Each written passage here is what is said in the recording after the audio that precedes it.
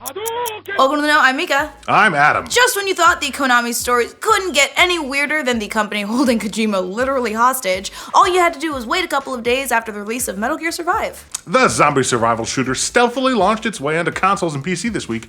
I didn't know about that. And if Konami thought they could slip the Kojima-less Metal Gear under the radar without getting caught up in some kind of controversy, boy, it looks like they were wrong. Now that players have been digging into the game, they've made a few startling discoveries, like the fact that you can't create another character or get another save slot in the game unless you buy them.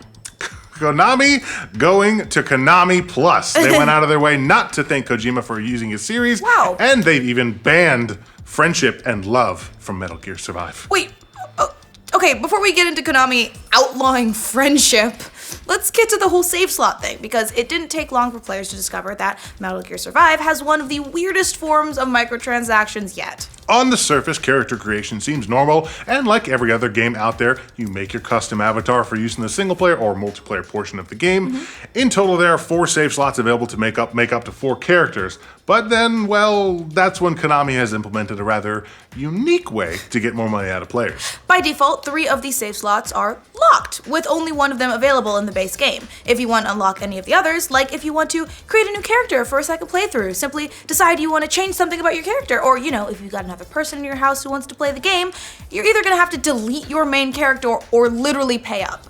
It's a $40 game. Yeah. Give us multiple save slots. Fortunately, the good guys at Konami were gracious enough to give players the option to buy another slot with SV coins, Metal Gear Survive's in-game currency. The price of a second save slot is 1,000 SV coins. Right now, the prices on SV coins range from 99 cents for 100 coins all the way up to 6,000 coins for the low price point of $50. Jesus. So that means a save slot will run you in the astonishing price of close to $10. That makes so much sense. I hate it. Players are used to forking over some additional money for new characters in subscription-based MMOs, but that's not what Metal Gear Survive is at all, and there doesn't seem to be any other reason for a save slot to cost money other than Konami was trying to figure out something else they could monetize and they're a bag of dicks. Well, it might not sound like that big a deal on the surface. After all, you could just play with one character and be happy. This is just one of those things that gamers expect from their games. It's a basic feature like having a streamlined UI or split-screen co-op. It's a save slot, for God's sakes.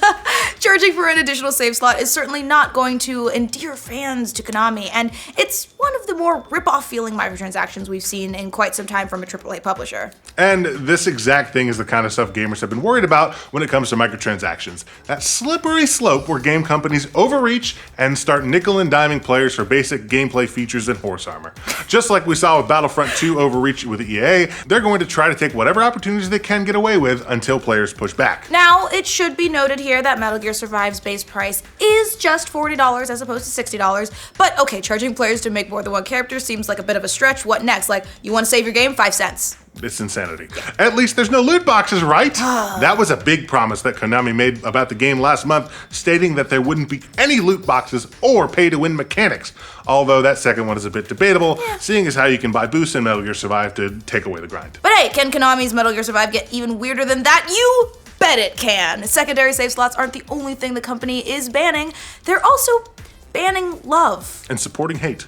In addition to those pay-to-save mechanics, players have also unearthed some rather strange terminology in Metal Gear Survive's EULA, which makes it a problem for players to have relationships, be friends, talk about anything that isn't Metal Gear Survive related. It's really confusing. Yeah, I'm confused. I'm very confused. The language was discovered by games writer Matt Paprock, who tweeted out an image of the EULA stating that players can't, quote, seek a relationship with another person or act that Konami determines is made for the purpose of causing a relationship, including relationships, acts, and socializing limited to within the content. What? They don't want anyone to date in this game. Nope. The EULA also limits players from participating in any act leading to meeting for the purpose of sexual or obscene acts, so put it back in your pants. Wait, meeting outside of the game or in the game? They can control that now? So no microphone hanky-panky, no friends, no socializing at all, unless it's included in the content itself. Who hurt you, Konami? Like, do you need a hug? Oh wait, no, hugs are banned. That's friendship. Hugs are banned. That's too much. Too much. It's crossed the line.